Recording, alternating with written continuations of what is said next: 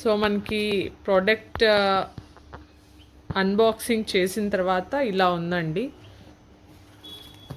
ఇందులో మనకి main machine వచ్చేసి ఇక్కడ ఉంటుంది, అండ్ ఎక్స్ట్రా మాపింగ్ ఇది, అండ్ మాపింగ్ సాకెట్ ఇది. ఇది వచ్చేసి N20 Pro ఛార్జింగ్ స్టేషన్ అండి.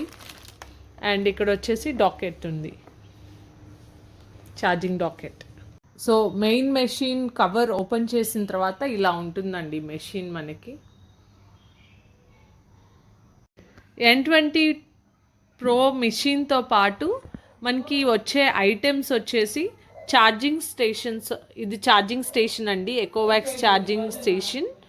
సో ఈ రోబోట్ని ఛార్జ్ చేసుకునే, ఆటోమేటిక్ ఛార్జింగ్ చేసుకునే స్టేషన్ ఇదే. ఇది ఎక్కడైనా ఫ్రీ స్పేస్లో ప్లగ్ ఇన్ చేయాలి. ఈ ఆల్ ద టైమ్ ఈ ఛార్జింగ్ డాకెట్ ఆన్లో ఉండాలి, ఛార్జింగ్ పాయింట్. అండ్ ఇది వచ్చేసి ఎక్స్ట్రా మాపింగ్ అండి, wet and dry both cleaning చేసే ఆప్షన్ ఉన్న సాకెట్ అండి. సో మెషిన్లో మనకి ఇక్కడ ఓన్లీ డ్రై ఉంటుందండి ఇన్బిల్ట్.